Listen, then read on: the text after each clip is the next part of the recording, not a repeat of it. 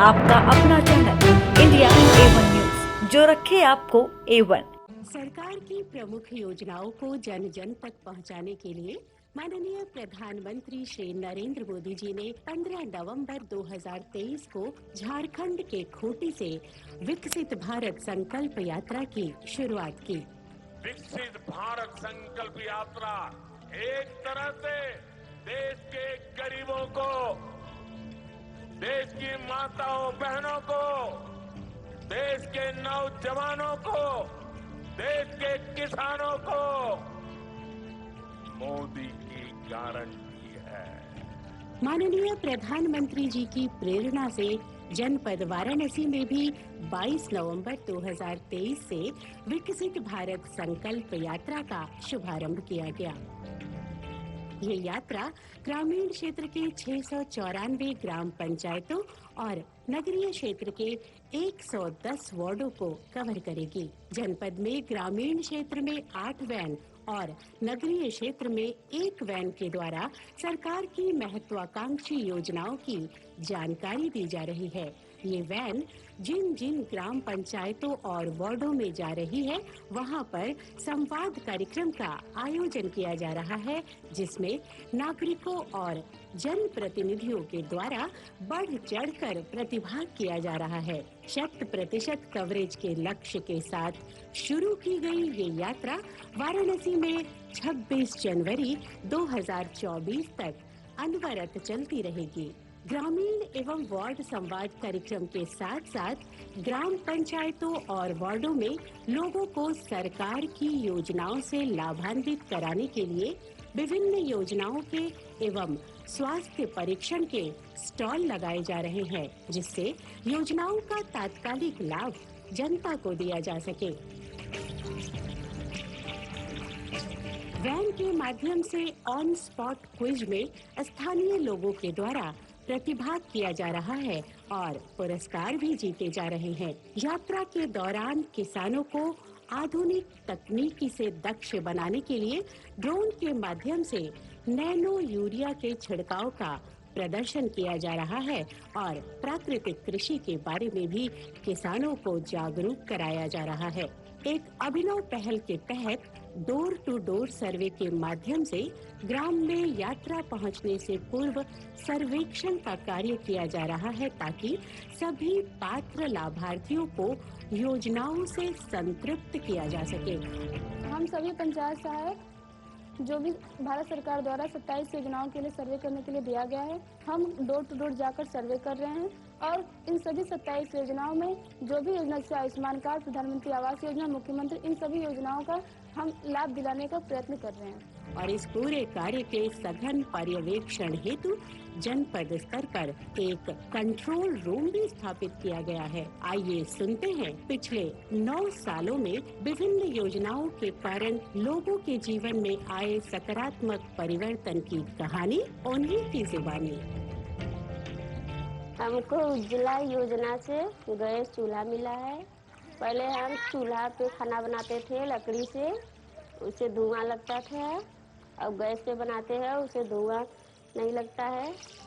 माननीय प्रधानमंत्री जी के द्वारा मुझे आयुष्मान कार्ड प्राप्त हुआ, जो कि मुझे मुफ्त इलाज 5 लाख की मिलती है। मेरी बहू का इलाज इसी पर 5 लाख की आयुष्मान कार्ड पर ही ऑपरेशन वगैरह हुआ है। विकसित भारत संकल्प यात्रा से जहां जनपद के हर कोने में सकारात्मक वातावरण का सृजन हो रहा है, इस अभियान में बड़ी संख्या में लोगों की भागीदारी न केवल राष्ट्र को विकसित भारत बनाने के संकल्प की गवाही दे रही है, अपितु विश्व पटल पर भारत को स्थापित करने की दिशा में अग्रसर कर रही है।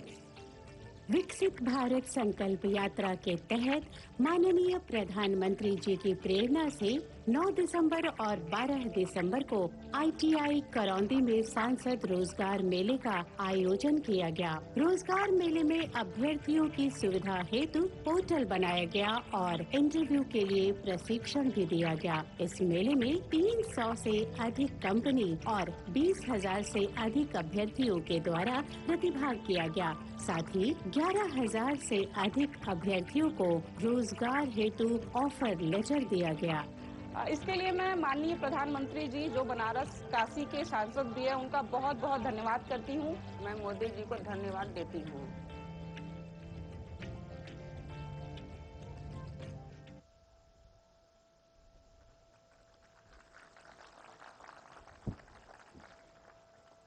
आज के कार्यक्रम की कड़ी में अगली जो हमारे मेरी कहानी मेरी जुबानी से मैं सादर आमंत्रित करती हूँ लखपति महिला श्रीमती चंदा देवी जी को कि वो आए और अपनी कहानी को अपनी जुबान से बयां करें।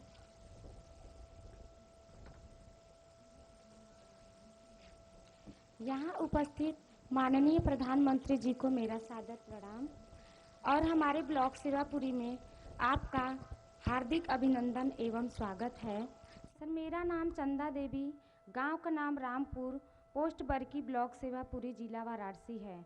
मेरे समूह का नाम राधा महिला स्वयं सहायता समूह है, जिसमें मैं अध्यक्ष हूँ। मेरे ग्राम संगठन का नाम महादेव महिला ग्राम संगठन है, जिसमें मैं इसी सदस्य हूँ। मेरे परिवार में कुल 5 सदस्य हैं। समूह से जुड़ने से पहले मेरी आर्थिक स्थिति अच्छी नहीं थी, इसलिए हमारे बच्चों का रहन सहन, उनका खान पान, उनकी शिक्षा व्यवस्था देखने में मुझे काफ़ी कठिनाइयों का सामना करना पड़ा। एक दिन कुछ दीदियाँ हमारे पास आई, उन्होंने हमें समूह के बारे में बताया और हमें समझाया कि समूह के माध्यम से हम जुड़कर कैसे अपने आर्थिक रोजगार को बढ़ा सकते हैं और अपनी आर्थिक स्थिति को सुधार सकते हैं। फिर हम समूह में जुड़े। इस प्रकार जब हमारे समूह में 15,000 रुपये आरएफ की राशि आई तो उसे हमने लेकर खेती की शुरुआत की। सब्जी की खेती से मुझे 30,000 रुपये का इनकम हुआ, जिससे कि मैंने 15,000 रुपये अपना ऋण चुकाया और 15,000 रुपये की मुझे बचत हुई। फिर इसके बाद हमारे समूह में जब सीआईएफ की राशि आई 1,10,000 रुपये, वहाँ से हमने 1 लाख रुपये उठाया और रेहनी खेत के तौर पे ले लिया। फिर उसमें मैंने धान की खेती की। फिर उस धान की खेती से मुझे सीधे 35,000 रुपये का लाभ हुआ। इस तरह मैं अपना काम खेती से करती गई और मेरी आर्थिक स्थिति में काफ़ी सुधार आया। आर्थिक स्थिति में सुधार के साथ ही साथ मेरे जीवन का पालन पोषण और उनकी शिक्षा व्यवस्था में भी काफ़ी बदलाव आया। फिर एक दिन हमारी मुलाकात हमारी मंजू दीदी जो हमारे ब्लॉक की बीएमएम हैं उनसे हुई। उन्होंने हमें बैंक सखी के कार्य के बारे में बताया। फिर उन्होंने हमें बैंक सखी का कार्य अच्छी तरह से समझाया और बैंक सखी के रूप में मेरा चयन भी किया। फिर मैं यूनियन बैंक ऑफ इंडिया बरकी में बैंक सखी के रूप में कार्य करने लगी। फिर यहाँ से मेरी आर्थिक स्थिति में और सुधार आया और मैं आत्मनिर्भर बनने के साथ साथ मेरी एक अपनी अलग पहचान बनी बैंक सखी के रूप में।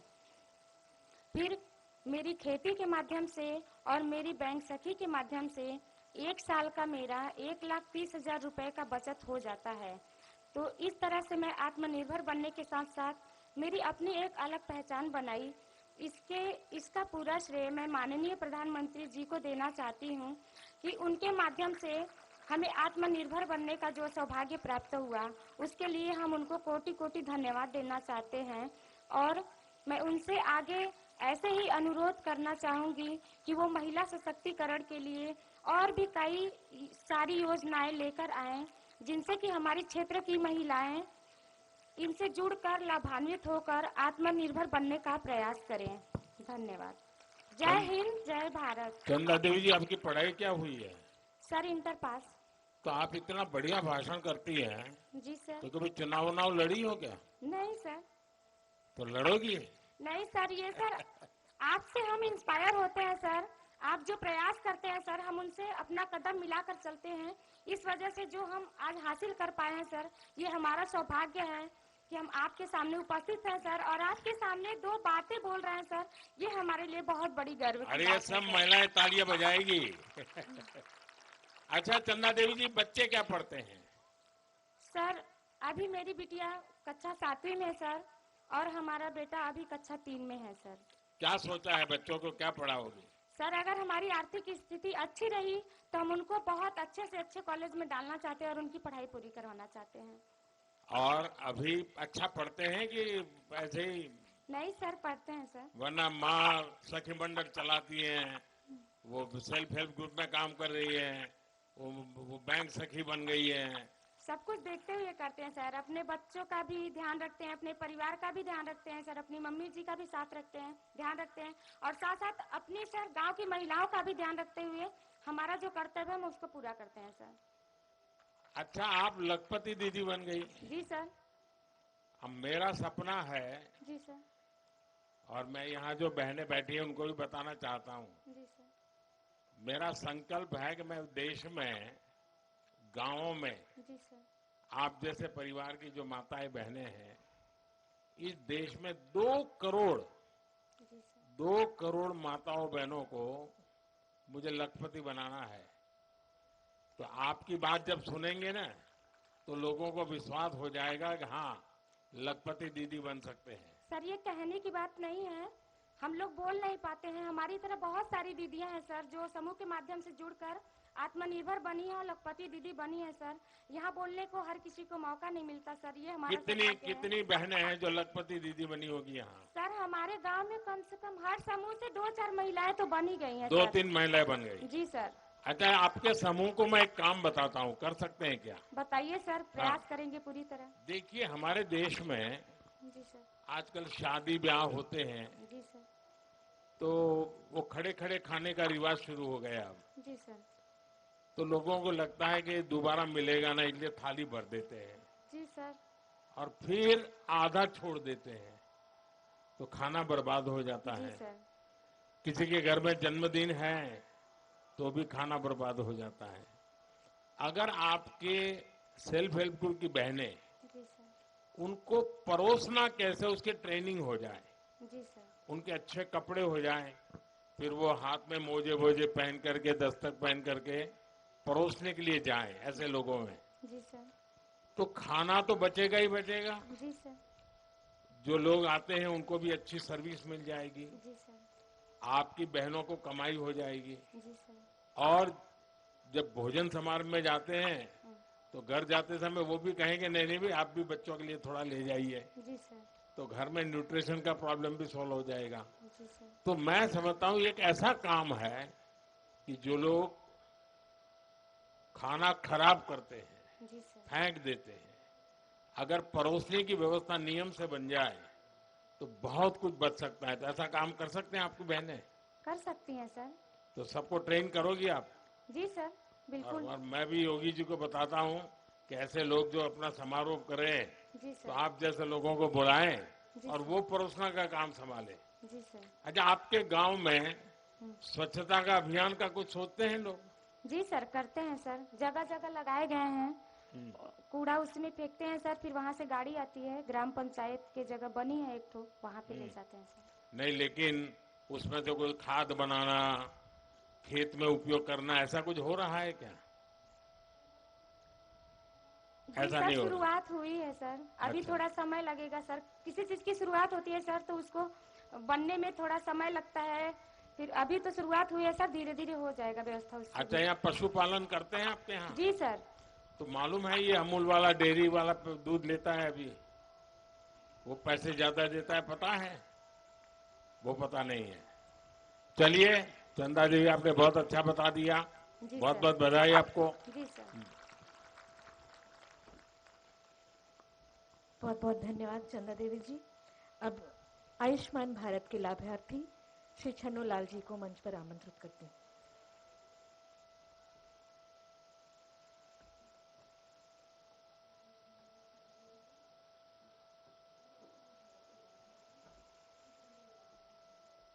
नमस्कार सर, मेरा नाम छन्नूलाल है।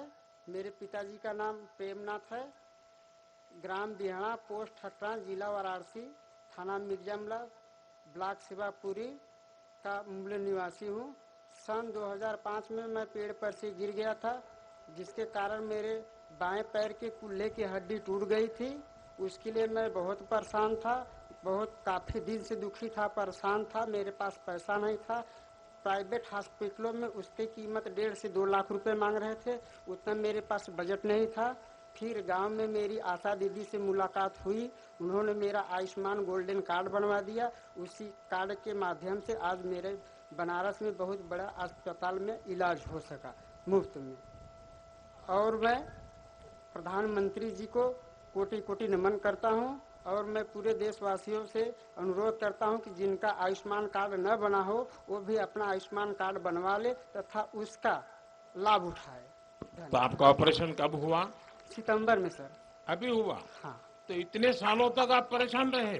हाँ सर, सन 2005 में मेरी बचपना थी ना सर, बालिग उम्र। तो फिर चलना फिरना हो सकता था? हाँ, चलना फिरना चलते फिरते थे लेकिन बैठ नहीं पाते थे, पालथी मार के मुकरू मार के ऐसे चलता था। अभी ठीक हो गया? अभी नहीं, अभी तो पूरा दवा चल रहा है ना, अभी तो 3 ही महीना हुआ, 3 महीना 10 रोज। हाँ, और आपको विश्वास है कि ठीक हो जाएगा? हाँ, तो अभी तो मेडिसिन चल रहा है ना सर। तो डॉक्टर ने जो बताया एक्सरसाइज करने के लिए? अभी एक्सरसाइज के लिए नहीं बोले हैं डॉक्टर। नहीं बोले हैं? बोले कि अभी 2 महीने तक दवाई खाओ, अभी सर्दी में पेन होगा, दर्द होगा। हाँ। 2 महीने तक दवाई खाओ, इसके बाद एक्सरसाइज बताएंगे। तो आपको कोई खर्चा हुआ क्या?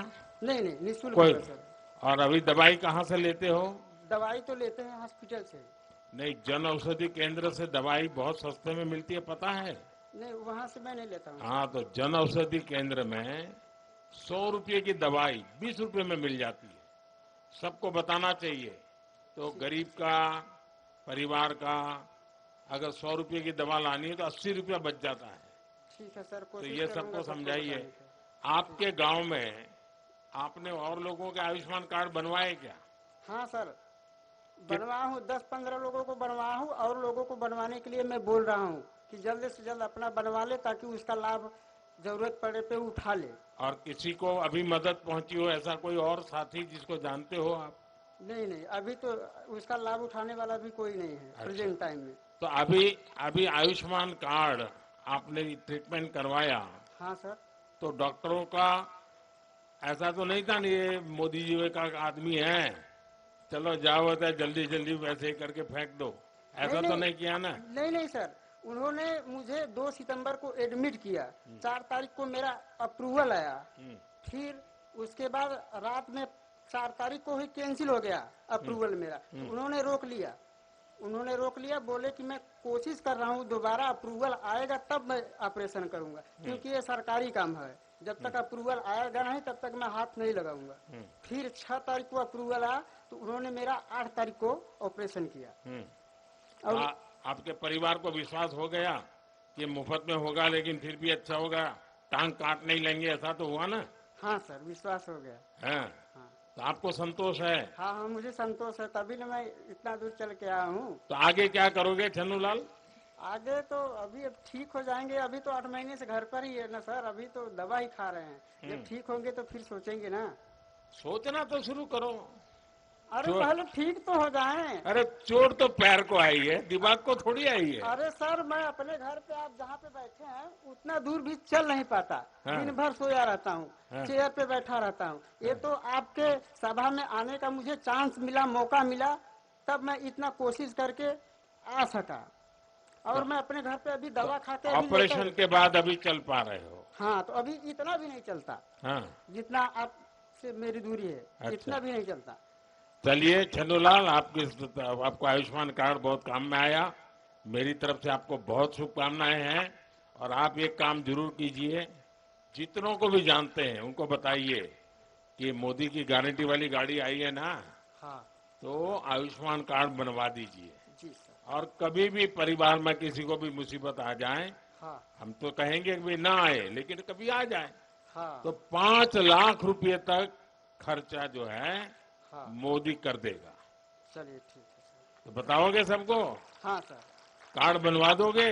हाँ, मैं बोलूंगा सबको कि आप लोग अपना अपना कार्ड बनवा लीजिए। अरे मदद भी कीजिए ना। मदद भी कर देंगे सर। चलिए, बहुत बढ़िया। मदद भी कर देंगे। बहुत बढ़िया। Thank you sir. बहुत बहुत धन्यवाद छन्नूलाल जी। अब इस कार्यक्रम की अंतिम कड़ी में बारी है सम्मान की। मैं हमारे माननीय प्रधानमंत्री जी से सादर अनुरोध करूंगी कि आप मंच पर आएं और लखपति महिला श्रीमती चंदा देवी जी को सम्मानित करें। और ये एक सुंदर अवसर है, अद्भुत अवसर है कि आप हमारे बीच सभी को आशीर्वाद देने के लिए उपस्थित हुए हैं। श्रीमती चंदा देवी जी।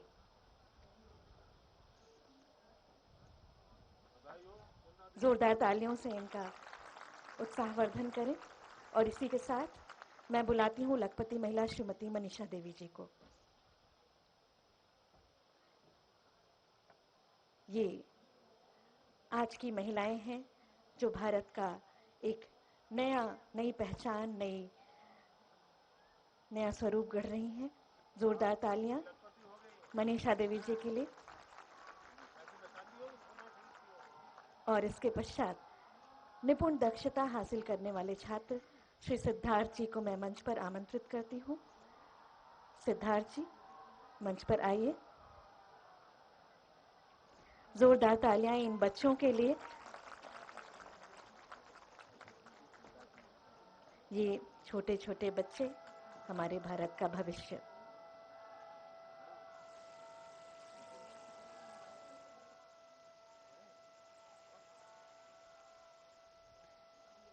अपने तालियों से इस बच्चे को आशीर्वाद दीजिए, सिद्धार्थ को आशीर्वाद दीजिए।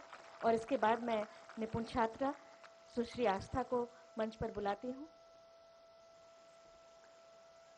ये छात्रा निपुण दक्षता हासिल कर चुकी हैं।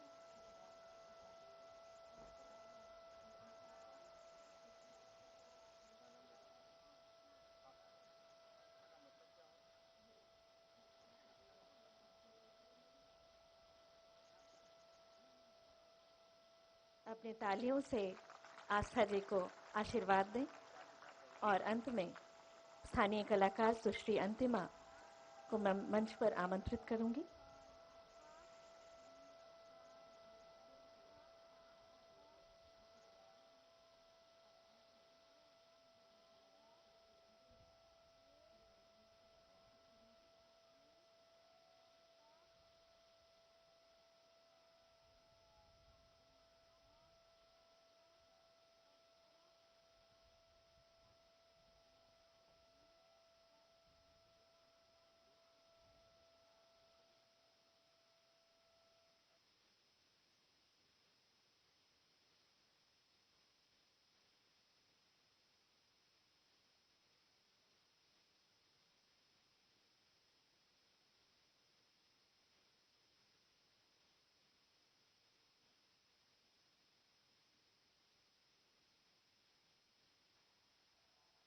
अपने तालियों का आशीर्वाद दें आस्था जी को। और अंतिम कड़ी में सुश्री अंतिमा, जो कि एकल नृत्य में प्रथम स्थान प्राप्त कर चुकी हैं काशी सांसद सांस्कृतिक महोत्सव में। जोरदार तालियों से इन्हें आशीर्वाद दें।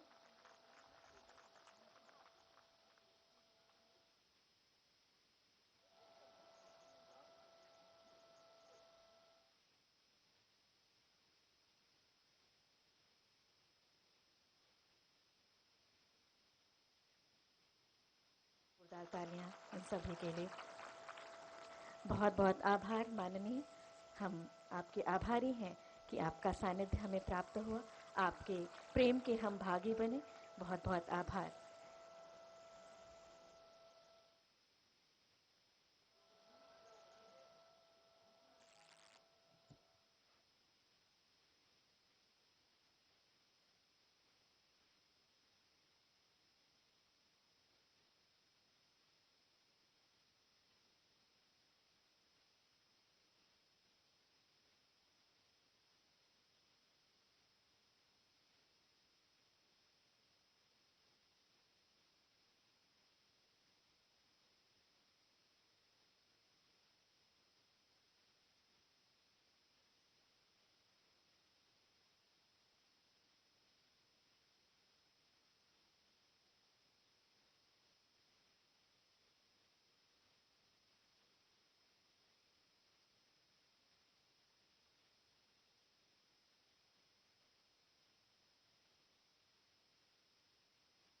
जोरदार तालियां कर दीजिए माननीय के लिए कि उन्होंने हमारे लिए इतना अपना वक्त निकाला, हमारे लिए